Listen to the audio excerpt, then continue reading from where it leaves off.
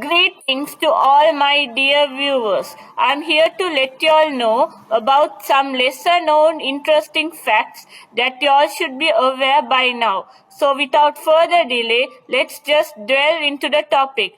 First off, I would like to inform you all about some nutritious high fiber content always making rounds in the diet checklist.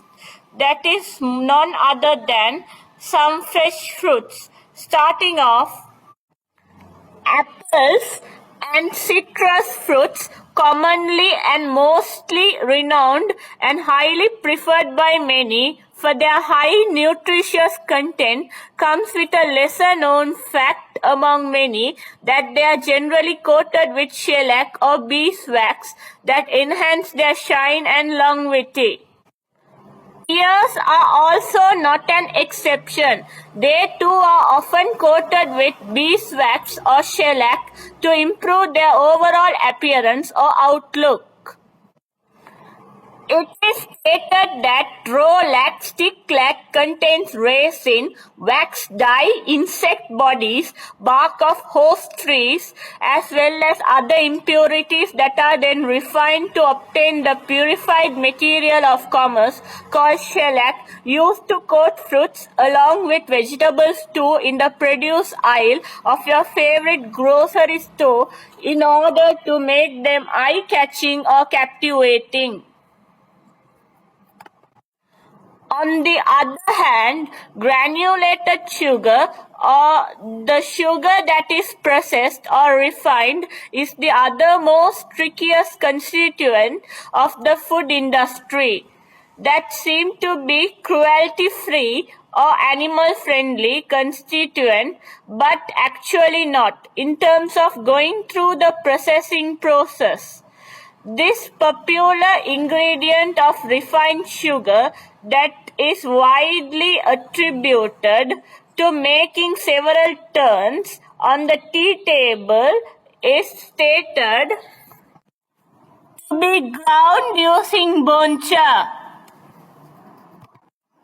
Boncha, which is used to process sugar, is made from the bones of cattle from various nations ranging from India to Pakistan. The bones are sold to traders in Scotland, Egypt and Brazil, who then sell them back to the US sugar industry.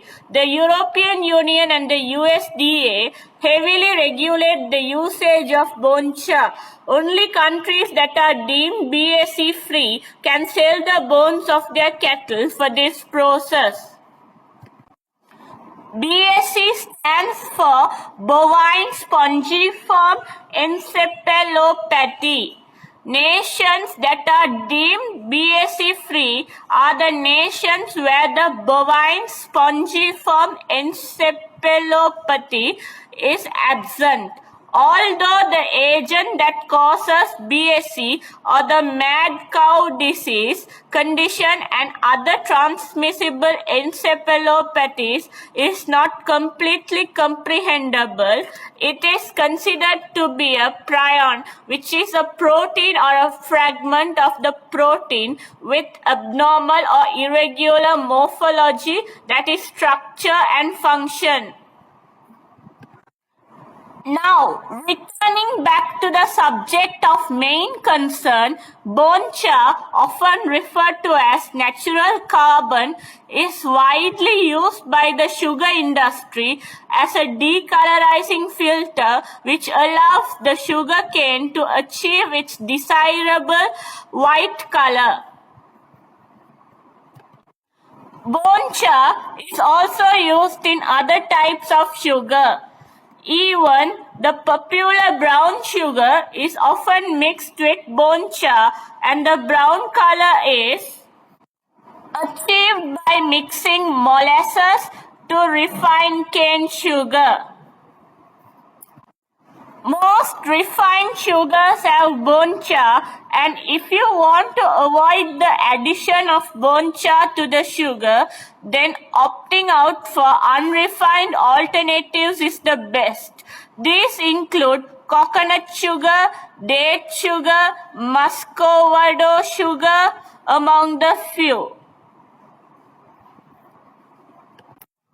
Fish and meat consumption at a larger scale not only inflict harm on the animals that enhances the ecosystem that we are living in, but also leads to the deterioration of the balance of the surrounding natural environment and the entire planet as a whole.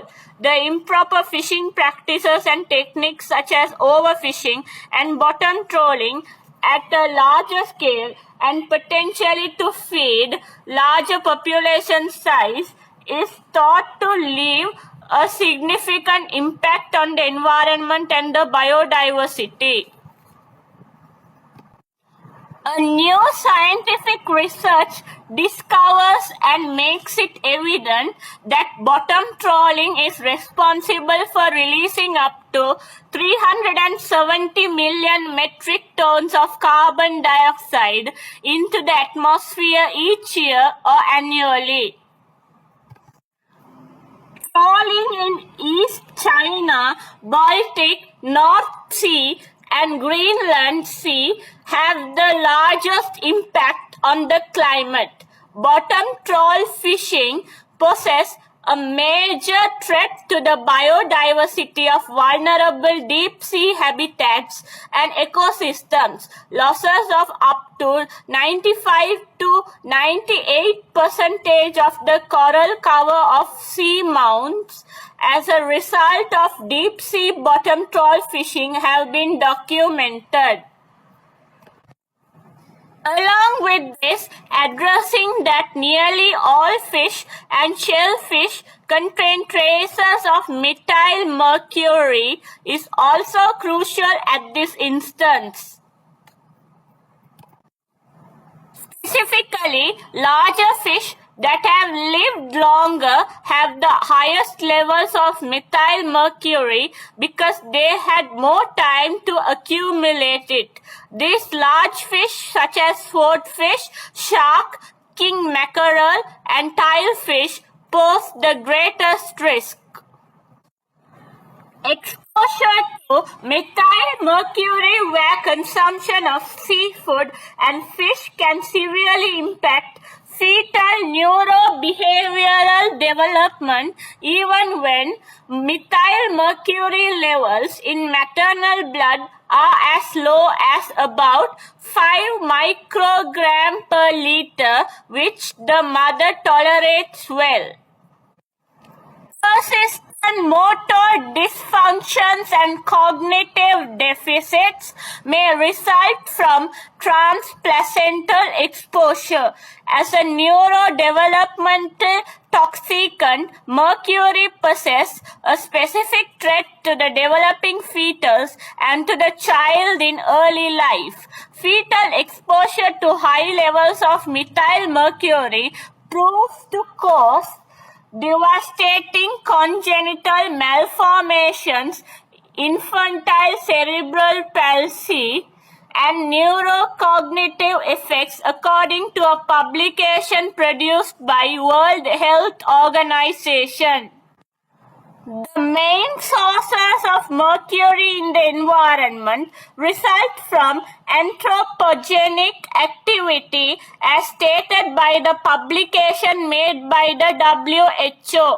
Anthropogenic activity can be defined as primarily pollution or environmental change originating in human actions. Human activity is the main cause of mercury emissions, particularly coal-fired power stations, residential coal burning for heating and cooking, industrial processes, waste incinerators, and as a result of mining for mercury, gold, and other metals, according to WHO. Once in the environment, mercury can be converted by bacteria into methyl mercury. Methyl mercury then bioaccumulates in fish and shellfish. Bioaccumulation occurs when an organism contains higher concentration of the substance than do the surroundings. Methyl mercury also biomagnifies. For example, large predatory fish are more likely to have high levels of mercury as a result of eating many smaller fish that have acquired mercury through ingestion of plankton.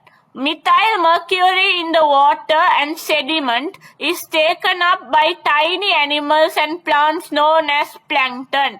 It is also said that anaerobic bacteria in the water bodies, such as lakes and reservoirs, produce the methyl mercury. Sediment mercury is mercury that has become embedded into the bottom substrates of aquatic ecosystems. Mercury that is released into the air may eventually settle into or be washed into water, where it deposits onto lake bottoms, stream beds, wetlands and intertidal zones and is integrated into bottom substrates. At high levels of methyl mercury exposure, harmful effects on large predatory fish that eat small fish that have already bioaccumulated the chemical compound of methyl mercury in their bodies, where the ingestion of plankton is recorded. These range from reduced reproduction, slower growth and development, abnormal behavior, and possibly even vigorous fatal conditions arising.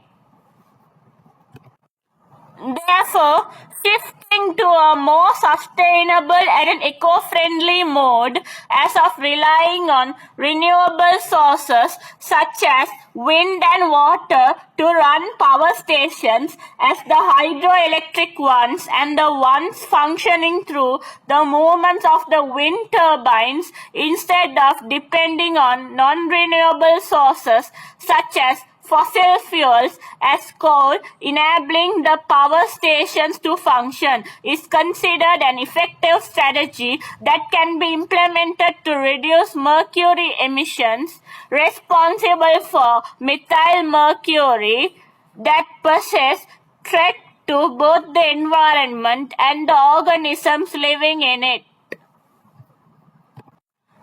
Likewise, abiding by strict environmental standards and policies when carrying out industrial procedures or any other actions potentially posing major impacts on the environment will allow mitigating the highly disadvantageous consequences by the presence of methyl mercury produced as a result of mercury emissions in the environment.